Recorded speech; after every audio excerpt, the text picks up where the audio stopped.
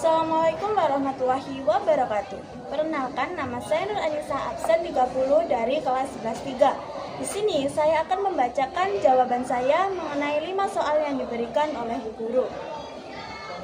Jadi, Pangeran Diponegoro menjadi tokoh sentral karena ia merupakan pemimpin yang dihormati, berpengaruh, dan dipercaya rakyat Jawa sebagai sosok religius sekaligus keturunan bangsawan Mataram. Ia menolak keras campur tangan Belanda dalam urusan politik dan budaya Jawa. Diponegoro juga mampu menggalang dukungan luas dari petani, ulama, hingga bangsawan yang kecewa terhadap kebijakan Belanda. Kepemimpinannya menjadikan perlawanan rakyat terorganisasi dalam skala besar. Nah, kemudian sebab khusus yang memicu pecahnya Perang Jawa yaitu pembangunan jalan yang melalui tanah milik Pangeran Diponegoro, termasuk melewati makam leluhur tanpa izin dan dianggap melecehkan kehormatan adat serta keluarga. Belanda tetap memaksakan proyek tersebut sehingga Diponegoro melihatnya sebagai bentuk penghinaan dan pelanggaran nilai-nilai Jawa. Peristiwa ini kemudian menjadi pemicu langsung meledaknya perlawanan besar. Untuk soal yang kedua yaitu Perang Garli adalah teknik perlawanan yang dilakukan oleh pasukan kecil dengan memanfaatkan kecepatan, mobilitas, dan pengetahuan medan. Tujuannya bukan menghadapi musuh secara langsung, tetapi menyerang secara tiba-tiba, melakukan sabotase, penyergapan, kemudian mundur dengan cepat sebelum musuh membalas. Teknik ini efektif untuk menghadapi kekuatan militer besar dan modern karena fokusnya adalah melemahkan musuh secara bertahap, bukan kemenangan dalam satu pertempuran besar. Soal ketiga, 1. Perlawanan bersifat lokal dan tidak terorganisasi. Setiap daerah melakukan perlawanan sendiri-sendiri tanpa kerjasama antar wilayah.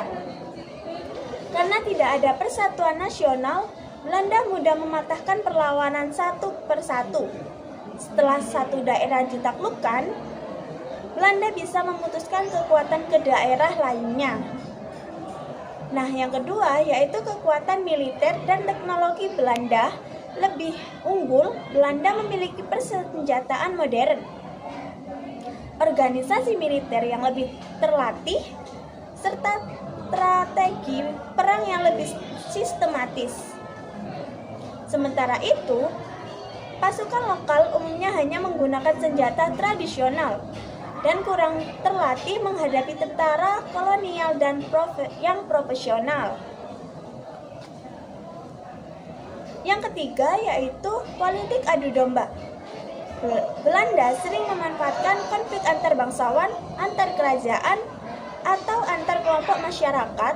Jawaban yang keempat yaitu Perang Aceh terjadi karena Belanda ingin menguasai Aceh yang masih merdeka dan memiliki letak strategis di Selat Malaka. Pemicu utamanya adalah Traktat Sumatera 1871, di mana Inggris memberi kebebasan kepada Belanda untuk memperluas kekuasaan di Aceh. Selain itu, Aceh menjalin hubungan dengan negara asing seperti Turki Utsmani sehingga dianggap mengancam kepentingan Belanda. Salah satu tokoh wanita terkenal dalam perlawanan Aceh adalah Kut Nyak Dien. Nah, soal yang terakhir yaitu soal yang kelima, jawabannya kultur Telkomsel memicu perlawanan karena rakyat terbebani kerja paksa, kehilangan hasil panen, dan mengalami kemiskinan akibat kewajiban menanam tanam ekspor. Ketidakadilan ini dan penindasan ini membuat rakyat semakin berani menolak aturan kolonial. Salah satu contoh perlawanan adalah perlawanan petani Bagelan di Jawa Tengah yang menolak kewajiban tanaman paksa dan menyerahkan hasil tanam kepada Belanda. Nah, itu saja jawaban dari saya. Jika ada yang salah, mohon dimaklumi dan mohon dimaafkan. Saya akhiri. Wassalamualaikum warahmatullahi wabarakatuh. Nah, aduh nyamuk. Nah, itu saja yang dapat saya sampaikan dan Nah, itu saja jawaban dari saya. Jika ada yang salah, mohon dimaafkan dan mohon dimaklumi. Saya akhiri. Wassalamualaikum warahmatullahi wabarakatuh. See you, dadah, bye-bye.